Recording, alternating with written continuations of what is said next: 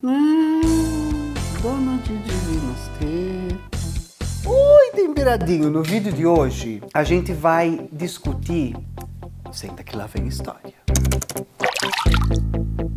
Bom, como você já deve ter visto em algum local desta tela, o tema deste vídeo é Home Office. Ou, como eu adoro um subtítulo, miga, por favor, pare de romantizar subempregos bosta que vão destruir a sua vida.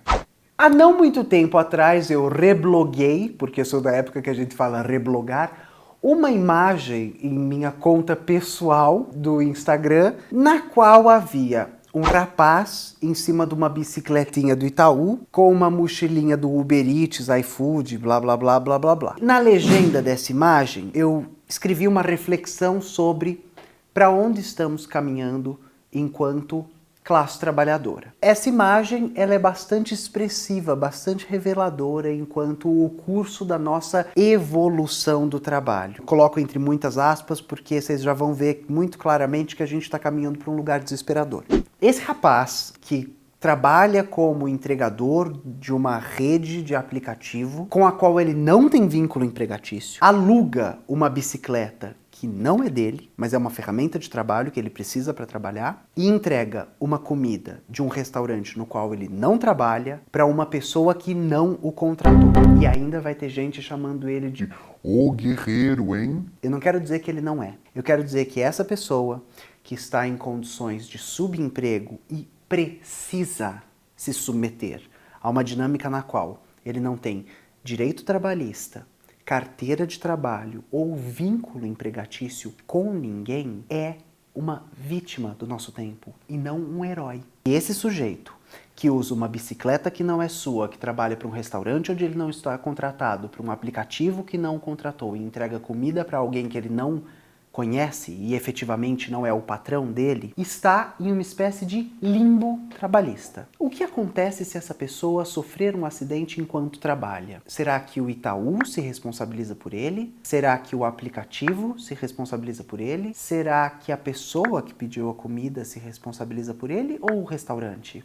A cultura da não responsabilidade sobre o trabalhador se torna uma espécie de cânon do nosso tempo. É canônico que a gente não se responsabilize pelo trabalhador e de que cada um empreenda com seu talento e seu tempo e se torne o navegador do próprio barquinho empreendedor. O discurso é lindo, mas o que a gente tem é a destituição das esferas privadas e profissionais e uma mescla, uma união nociva dessas duas entidades que nunca deveriam se unir. Agora, já na segunda década do século XXI, a gente está vendo que não existe mais emprego das 9 às 6 ou das 8 às 5. O que a gente tem é um regime de trabalho semi-intermitente. Todos nós, trabalhadores, agora a palavra que eu adoro, liberais, não somos nem liberais e nem libertos. Um olhar soturno sobre o futuro. Durante muito tempo, a esfera do trabalho ela se configurava em aspectos distintos. Aspecto temporal, a gente trabalhava só do horário X ao horário Y. E antes disso não, e depois disso não. Essa esfera, no nosso tempo, foi diluída. Hoje a gente recebe e-mail de trabalho toda hora, mensagem de trabalho toda hora, e a gente trabalha toda hora. A segunda esfera era uma esfera de localização geográfica.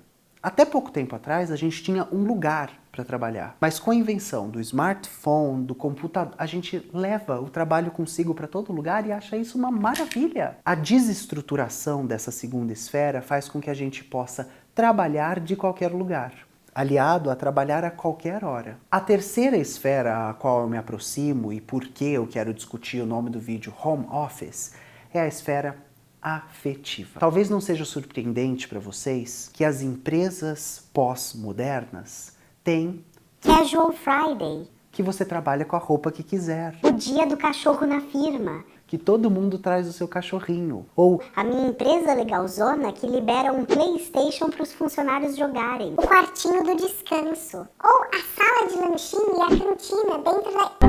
O que eu quero que vocês entendam é que, gradativamente, a gente está sendo treinado para se destituir da possibilidade de recusar trabalho intermitente. Gradativamente, a gente tem visto uma revolução que busca implementar uma lógica de trabalho estafante, extenuante e eterna. Daqui a algumas décadas, a gente vai olhar de volta para o nosso tempo e vai conseguir perceber claramente que a gente viveu o desmonte da identidade do trabalhador enquanto trabalhador e do indivíduo enquanto indivíduo. A gente está rumando para um tempo no qual cada ser humano será uma microempresa vendendo a sua juventude, o seu talento, a sua mão de obra, a sua ingenuidade para uma empresa maior.